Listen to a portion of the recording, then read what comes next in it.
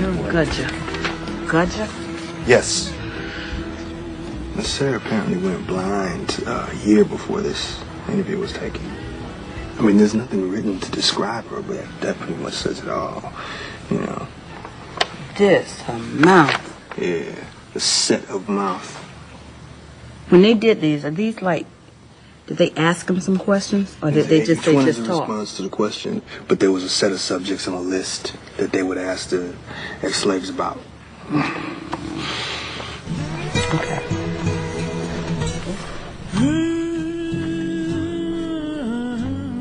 Action.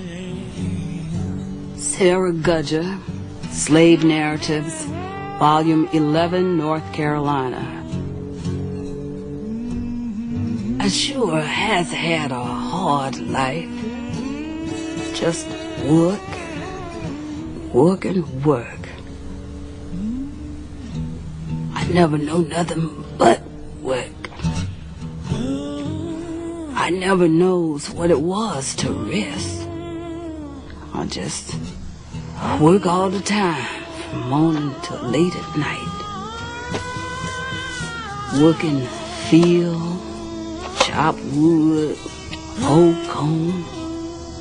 Sometimes I feels like my back surely break. Honey, you can't know what a time I had. All cold and hungry. Oh, no. I ain't telling no lies. It's the gospel truth. The gospel truth. The gospel truth.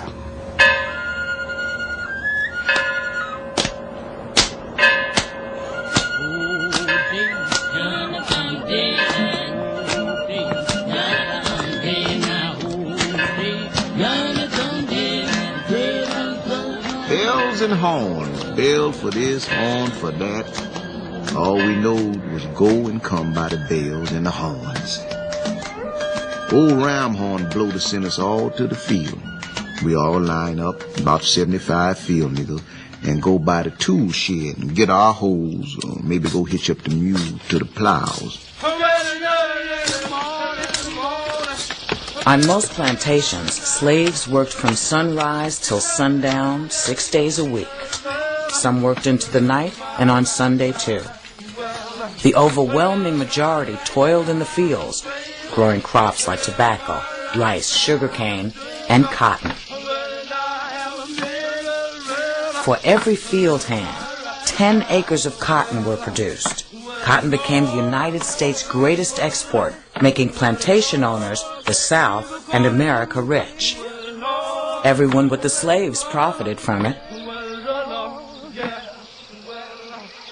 For all of the ex-slaves, a lifetime of labor began at a very young age. Many started work in the master's house, often as playmates for white children. I'm gonna know that it's hot.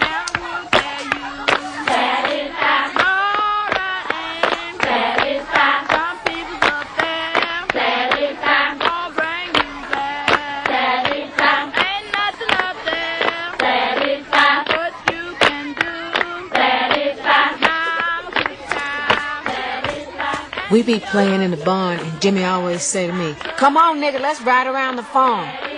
I say, "I ain't no nigga." He say, "Yes, you is. My pa paid $200 for you.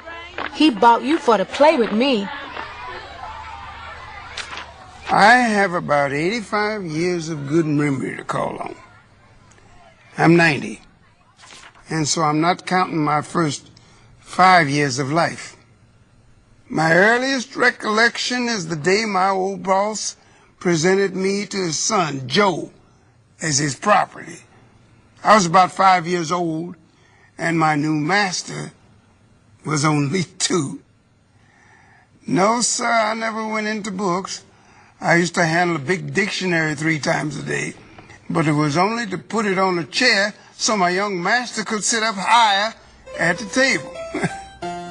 I never went to school. I learned to talk pretty good by associating with my masters in their big house.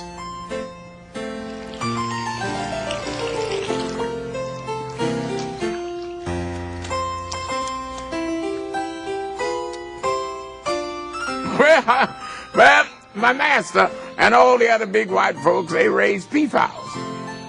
We'd catch them wild things at night when they roost in the pine trees. Then my ma, she would pull the long feathers out of the tails and make fly brushes.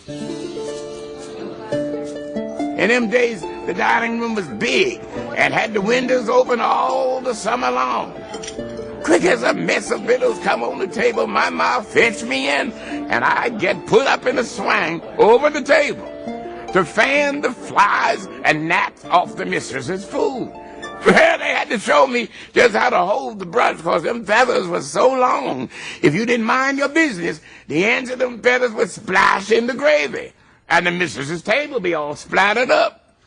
Wasn't long before I got used to it, and I took to going to sleep up there.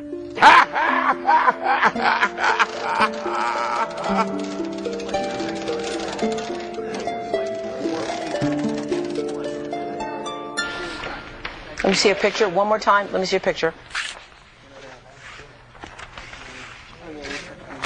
Thank you. That's so wonderful. I was going to say, Jenny's house might be a little better than mine was. Jenny, that's a very nice porch. I think our porch was bigger. So we had a room, we had 2 rooms. Jenny got an outhouse. We had an outhouse in the back. Okay, Jenny. Action. Jenny Proctor, Slave Narratives, Volume 16, Texas. I was here telling them good slave days, but I ain't never seen no good times then. My mother's name was Liza. I don't recollect nothing about my daddy. If I had any brothers and sisters, I didn't know it. I tended to the children when I was a little gal and tried to clean the house just like old Miss tells me to. I recollect once when I was trying to clean the house, I finds me a biscuit. And I was so hungry I ate it, 'cause we never see such thing as a biscuit. But when I ate that biscuit, she comes in and say, "Where that biscuit?" I say, "Miss, I ate it 'cause I was so hungry."